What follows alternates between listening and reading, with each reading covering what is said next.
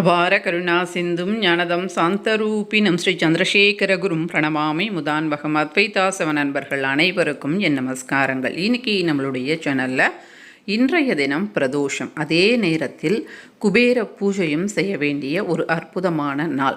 குபேர பூஜை செய்வதற்கு ஒரு அற்புதமான பூஜை முறையும், ஈஸ்வரருக்கு பிரதோஷம் அன்று இன்றைய தினம் கொடுக்க வேண்டிய ஒரு அற்புதமான பொருள், இதை பற்றி நாம் இந்த பதிவில் விரிவாக விளக்கமாக பார்க்கலாம். நம்ம சேனலை கண்டிப்பாக நீங்கள் சப்ஸ்கிரைப் பண்ணிக்கோங்க. அப்போ தான் நான் போடக்கூடிய நிறைய அற்புதமான நல்ல தகவல்கள் உங்களை வந்தடையும்.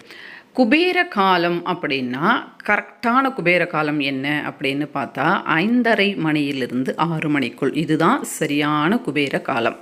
இந்த நேரத்தில் எங்களால் முடியாதுங்க அப்படின்னா 5:30 மணியிலிருந்து கிட்டத்தட்ட 8 மணி வரை கூட நம்ம இந்த குபேர பூஜையை தாராளமாக செய்யலாம். குபேர பூஜை எல்லாரும் செய்கிறது தான். அதில் என்ன ஒரு ஸ்பெஷல் இருக்குது அப்படின்னு கேட்கலாம். அந்த ஒரு ஸ்பெஷல் என்ன அப்படின்றது தான் இந்த பதிவில் நாம் பார்க்க போகிறோம். பொதுவாக குபேரருடைய பூஜையை நாம் தொடர்ந்து செய்து கொண்டிருக்கும்போது பணம் ஏதோ ஒரு விதத்தில் நமக்கு வந்து கொண்டே இருக்கும். குபேர பூஜை, அதாவது குபேர பூஜை செய்தவர்கள் பலரினுடைய அனுபவம் இதுவாகத்தான் இருக்கும். யாரெல்லாம் குபேர பூஜை கண்டினியூவாக பண்ணுறீங்க, உங்களுக்கு பணத்தில் எந்த விதமான முன்னேற்றம் இருக்குது அப்படின்றத கமெண்ட் செக்ஷனில் சொல்லுங்கள். இந்த மாதிரி வியாழக்கிழமைகளில் மற்றும் அதாவது பௌர்ணமி, அமாவாசை மற்றும் பூசம் நட்சத்திரம், இந்த நாட்களில் குபேர பூஜையை தொடர்ந்து செய்வது ரொம்பவே சிறப்பானது. இன்றைய தினம் பார்த்திங்கன்னா பிரதோஷ நேரமும் இணைந்து இருக்குது. அந்த ஒரு பிரதோஷ நேரத்தில் நாம் சிவன் கோவிலுக்கு சென்று தோஷம் விலகுகின்ற நாள். கடன்கள் அடைவதற்கு நாம் மைத்ரேய முகூர்த்தம் மற்றும் செவ்வாய்க்கிழமைகள் எப்படி பயன்படுகின்றதோ அதே விதத்தில் பிரதோஷ நாட்களிலேயும் நாம் கடன்களை அடைத்தால் அது வெகு விரைவில் நமக்கு அந்த கடன்கள் என்பது அடையும். இது ஒரு செய்தி. அடுத்து இன்றைய தினம் வீட்டிலேயே என்ன செய்யலாம் அப்படின்னா, துளசி செடியினுடைய மண் அல்லது அர்க்க பத்திரம், அர்க்க புஷ்பம், அர்க்க செடி அப்படின்னு சொல்லுவாங்க. அதாவது வெள்ளெருக்கம் செடி, அதற்கு கீழே இருக்கக்கூடிய மண் ஏதாவது ஒன்று நாம் எடுத்துக்கணும். எடுத்து என்ன செய்யணும் அப்படின்னாக்கா, ஒரு சிவலிங்கத்தை தயார் பண்ணிக்கணும். அடுத்து மாதுளை ரசத்தை தயார் பண்ணிக்கணும். அடுத்து கருப்பு திராட்சை ரசத்தை தயார் பண்ணிக்கணும். ஜூஸ் எடுத்துக்கணும். எடுத்து ஈஸ்வரருக்கு நாம் அபிஷேகம் வீட்டிலேயே செய்யலாம். இப்படி அதாவது மாதுளை அந்த ஜூஸால், அந்த ரசத்தால் அபிஷேகம் செய்யும்போது செல்வ வளம் அதிகரிக்கும். அதே மாதிரி கருப்பு திராட்சையில் நாம் அபிஷேகம் செய்யும்போது அனைத்து விதமான சௌக்கியங்கள், எதிரிகள் தொல்லை நீங்குவது இந்த மாதிரி ஏற்படும். அதனால் நம்ம வீட்டிலையே இந்த அபிஷேகத்தை செய்யலாம். முடியாதவர்கள் கோவிலுக்கு கொண்டு போயிட்டு இந்த மாதுளை பழத்தையும் கருப்பு திராட்சை மற்றும் மாதுளை ரசத்தினால் அபிஷேகம் நாம் வீட்டிலேயே செய்யலாம். வீட்டில் அதாவது வெள்ளெருக்கம் செடிக்கு கீழே இருக்கக்கூடிய மண்ணோ அல்லது துளசி செடிக்கு கீழே இருக்கக்கூடிய மண்ணோ எடுத்து அதை சிவலிங்கம் செய்து இவற்றினால் நாம் அபிஷேகம் செய்யலாம். முடியாதவர்கள் கோவிலுக்கு கொண்டு போய் கொடுத்தால் அவங்க இதை வச்சு பஞ்சாமிர்த அபிஷேகங்கள் செய்வாங்க. இதன் மூலமாக நமக்கு செல்வ வளம் ஏற்படும்.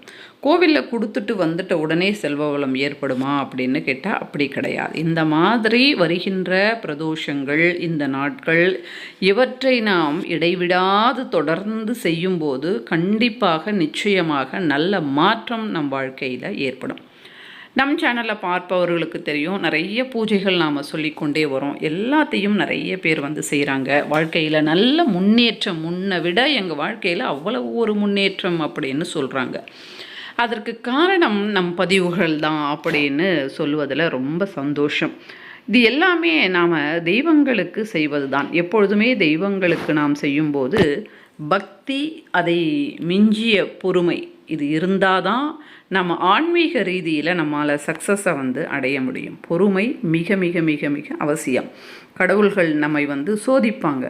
நம்ம இவங்களுக்கு எல்லா விதமான சௌக்கியங்களையும் கொடுத்தால் அதை தாங்குகின்ற சக்தி இவங்க கிட்ட இருக்கா அப்படின்னு பலவாறு நம்மை சோதனை செய்வார்கள்.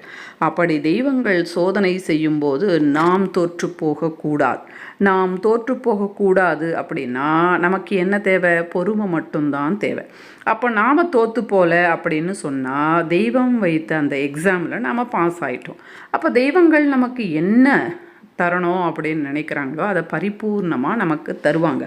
ஆனால் தெய்வங்கள் கண்டிப்பாக கழுத்தளவுக்கு நமக்கு பிரச்சனைகளை கொடுத்துத்தான், நம்மை சோதித்துத்தான், நம்மை ஒரு முழு மனிதராக ஆக்கித்தான் நமக்கு எல்லாத்தையும் தருவார்களே தவிர, ஒரு பூவை கொண்டு போய் வைத்த அடுத்த கணமே நமக்கு எல்லாம் வந்துடுமா அப்படின்னு கேட்டால், ஒரு பூ வைக்கிறோம் ஒரு நாள் நம்ம மாலையாக தொடுத்து போடுறோம், மறுநாள் வீட்டில் போடுறோம், கோவிலுக்கும் கொண்டு போய் கொடுக்குறோம், அதற்கு மறுநாள் அந்த பூக்கள் இருக்கின்ற இடத்துக்கே போகிறோம், அதற்கு மறுநாள் செடி வைக்கிறோம், அதற்கு மறுநாள் செடியில் பூ பூத்து நாமே பறித்து நாமே கட்டி, இந்த மாதிரி தான் படிப்படியாக நாம் நம்முடைய தேடல் அப்படின்றது இப்படித்தான் இருக்கணுமே தவிர ஒரே அடியாக எதுவும் மாறாது.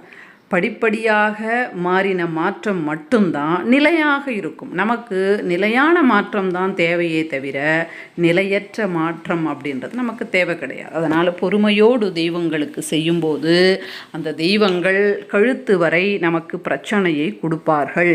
எல்லா பக்கத்துலேயும் நமக்கு பிரச்சனையை தருவாங்க.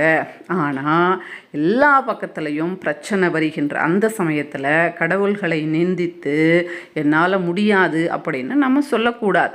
நீ தானே கொடுக்குற பிரச்சனையை நீயே சரி பண்ணுவ அப்படின்னு ஒரு வார்த்தையை சொல்லி அவங்களுடைய பாதத்தில் போட்டுட்டு நம்மால் என்ன செய்ய முடியுமோ நாம் செய்து கொண்டே போனால் இறைவன் வைத்த அந்த எக்ஸாமில் நம்ம பாஸ் ஆகிட்டோம். நமக்கு என்ன தருணமோ அவர் தருவார். நோயை தருவதும் அந்த கடவுள் தான், நோய்க்கு மருந்தை தருவதும் அந்த கடவுள் தான். அதனால் பொறுமை முக்கியம். இது சிவ பூஜை. அடுத்து குபேர பூஜை. குபேர பூஜைக்கு பச்சை கலர் குங்குமத்தை வாங்கிக்கோங்க. இன்றைய தினம் குபேரருக்கு பச்சை கலர் குங்குமத்தினால் அழகாபுரி அரசனையை போற்றி, ஆனந்தம் தரும் அருளையை போற்றி நம்ம சேனல்லையே இருக்குது. அதை வச்சு நீங்கள் அர்ச்சனை பண்ணுங்கள். வச்சுட்டு அர்ச்சனை பண்ணிவிட்டு அந்த குங்குமத்தை நெத்தியில் வச்சுக்கோங்க. இந்த மாதிரி தொடர்ந்து 48 நாட்கள். ஏன் 48 நாட்கள் அப்படின்றனா, இது நமக்கு தட்சிணாயன புண்ணிய காலம், சாத்துர் மாதம். அதனால் இதில் 48 நாள் நீங்கள் இந்த குங்குமத்தினால் குபேரருக்கு அர்ச்சனை பண்ணிங்க அப்படின்னாக்கா கண்டிப்பாக குபேர சம்பத்து கிடைக்கும். பெண்களுக்கு வருகின்ற இடையூறுகளில் 5வது நாளிலிருந்து நாம் தொடரலாம். முதல் நாள் குங்கும அர்ச்சனை பண்ணுறோம் இல்லையா, அது அப்படியே இருக்கலாம். 48 நாளும் அப்படியே பண்ணலாம். கண்டிப்பாக செல்வ வளம் மேலோங்கும். நன்றி, வணக்கம். மகா பெரியவா சரணம்.